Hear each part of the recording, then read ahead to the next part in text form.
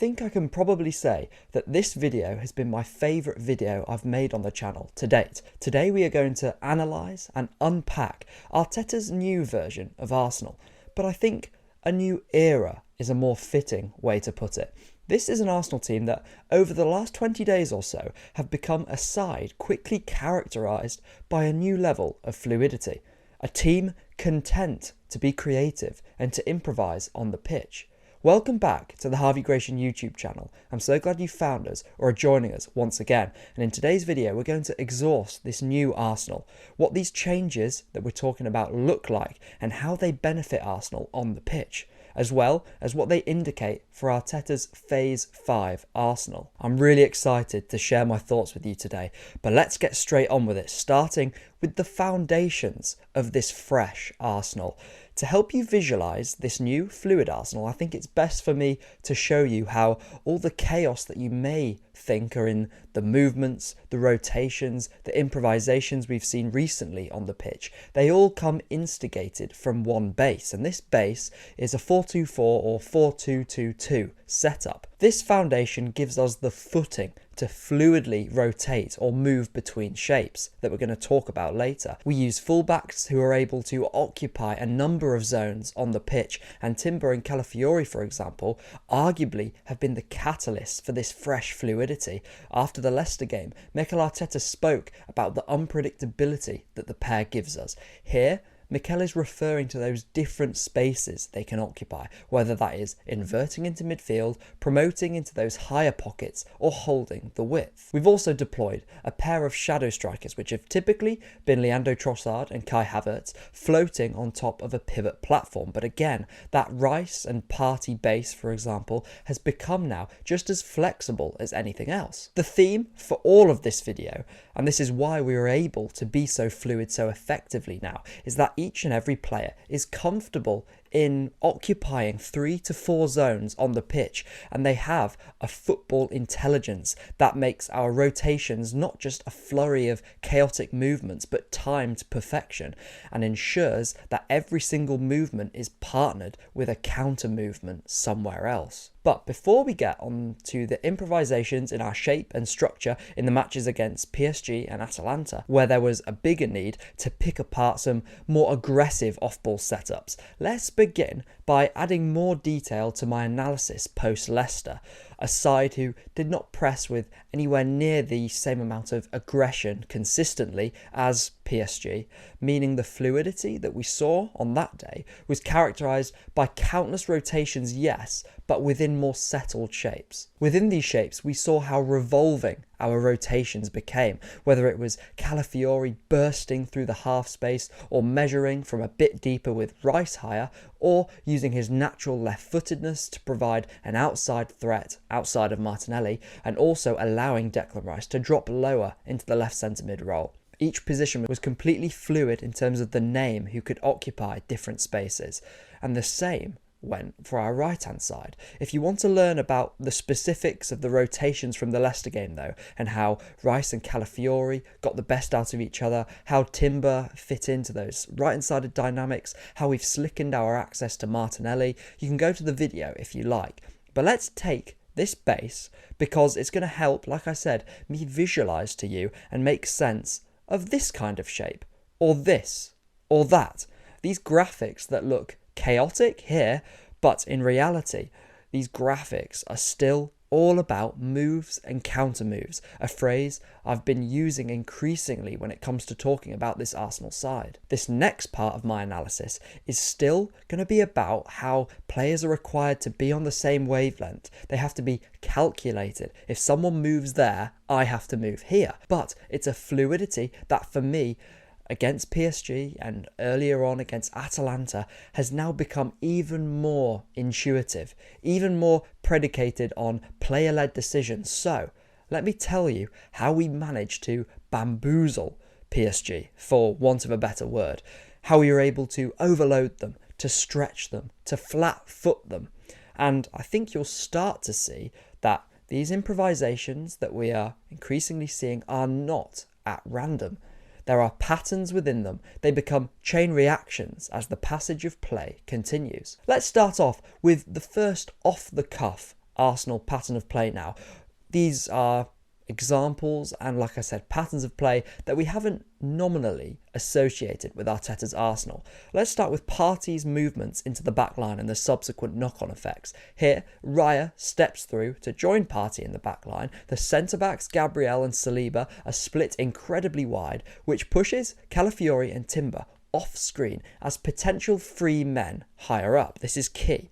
This leaves Declan Rice as a single pivot, and as our play progresses, you can start to see the common themes this video is going to show of how this Paris Saint-Germain press was dismantled by our movement. Number 87 here, João Neves, does not want to follow Partey, and Desire Doué ends up pressing Gabriel, but very belatedly, because like all Paris Saint-Germain players, they become so unsure of who they were marking and where their man actually was located on the pitch. One of the points we've frequently brought up right from the scouting report about Calafiori is the dynamism of his movements, how he loves to roam, create holes for other players to move into, but also how he loves to start low and arrive higher up the pitch.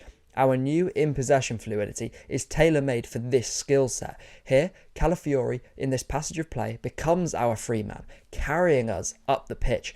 But look at the chain reaction. Trossard has enacted that sort of pendulum movement with Kai Havertz, dropping lower, which creates the space for Calafiori to carry into. Martinelli now gets that trigger to dart into the half space, and Havertz stretches high. You can see all this flurry of movement, there is a balance at the heart of it. Partey's drop into the backline catalysed that sequence that I just showed you, but let's show you how easily this can be modulated now. Partey again begins in the backline, but now in between the centre-backs, splitting Saliba wide and pushing Timber, this time inside. Barcola on this occasion covers his angles well, so Saliba fancies a little wander into midfield. More on this in just a second. Saliba then moves it onto Gabriel, and this shift from right to left means that Declan Rice now drops in between the centre-backs. Raya steps into right centre-back, and Timber now swings wider once more. And look how this stretches the PSG press so wide, opening up that lane into Partey, who can turn and find Timber, who is now the free man, not Calafiori. Look, with this balance of profiles, how we can rock from side to side on the pitch, but also, as you'll see here, from low to high, and maintain, like I said, balance throughout. This is what allows us to be so improvisational, so flexible, so fluid now.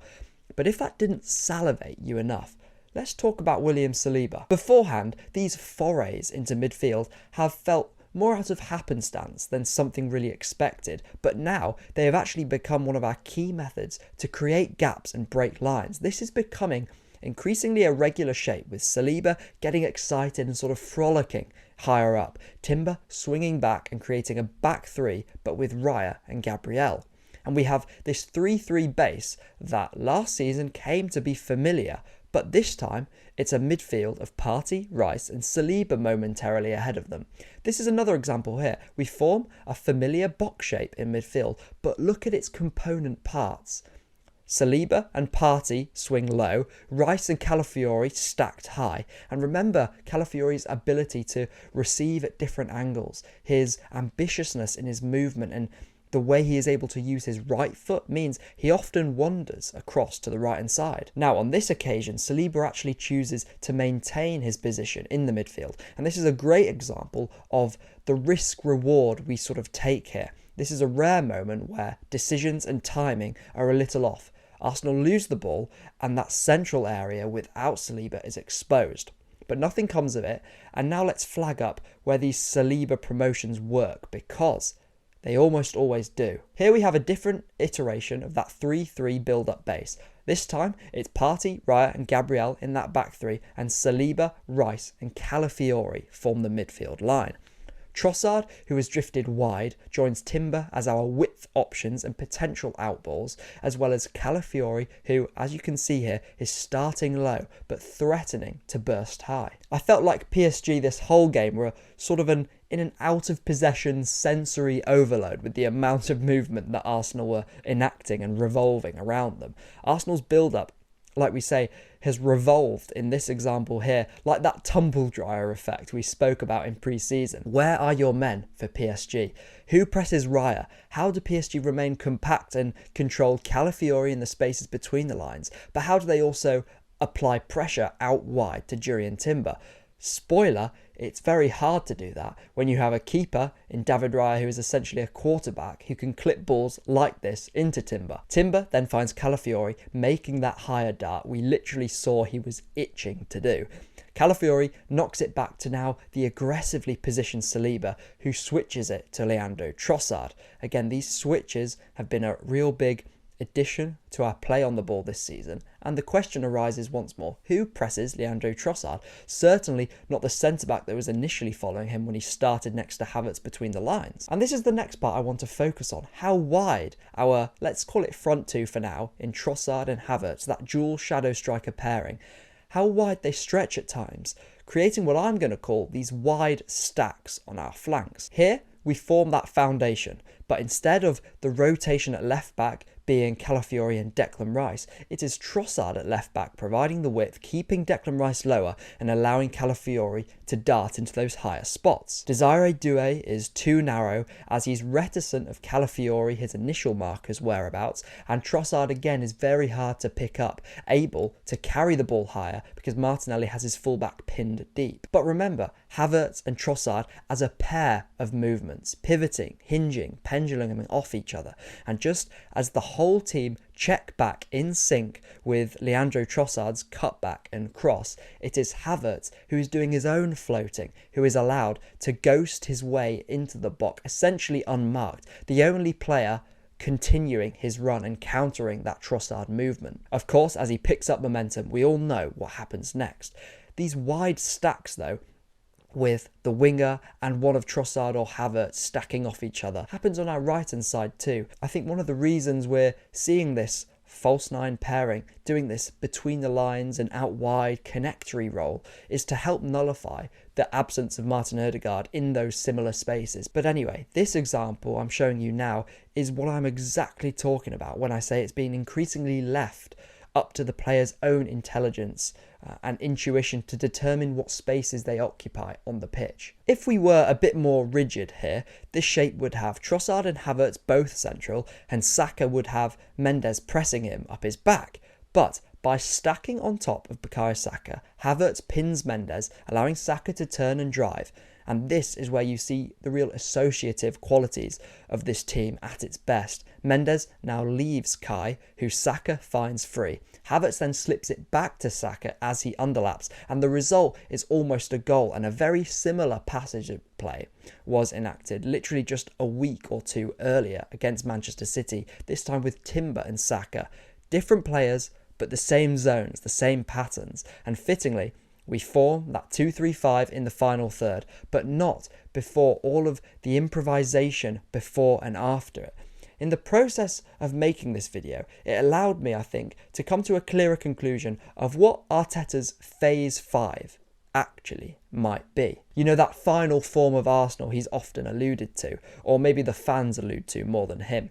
I'll save the ins and outs of this theory that I have for a later video, but this doesn't mean that the fluidity that the team currently encapsulates is the set and forget option.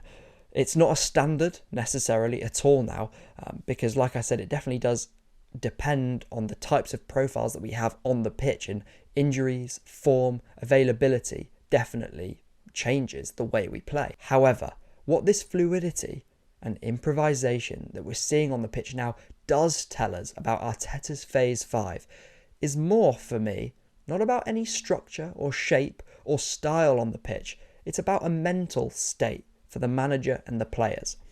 One that transcends, like we said, anything you can classify as a structure. One that is more about Arteta creating a squad of player managers, able to make their own choices, improvise on the pitch for themselves, without that extra layer of mediation through the manager. Let me take you what this possibly looks like on the pitch with my favourite passage of play from the PSG encounter. Here, we start building in a back four, and this off-the-cuff midfield diamond with Partey anchoring at the base, Calafiori and Trossard on the sides and Havertz at the tip. Partey then drifts across and Calafiori nips down to form a double pivot, and we've seamlessly tilted back into a traditional box. Partey has moved from that anchor role to that right pocket. Neves recognises how free he is and tries to collapse on him, and this opens up the lane into Leandro Trossard, who is now floated higher between the lines. And the result of this play, we get Saka 1v1, who wins a foul and takes that free kick, which goes all the way through. I cannot emphasise how clever, how intelligent all of this is. It is impossible for a team like PSG to keep every single passing lane shut at all times and stifle our build-up with the control that we have in all our movements if they are this intuitive, this selfless, this dynamic, this well-timed. So, even if we do at times see graphics like this on the pitch, where we look in our composition a bit more novel and creative, they are always coming as part, or increasingly part, of chain reactions, one defined by an Arsenal team now on the same wavelength when we're being this fluid, forging real relationships and connections across the pitch and making us extremely difficult to play against in every single phase of play. I really hope you've enjoyed today's video. I've absolutely adored making it for you guys.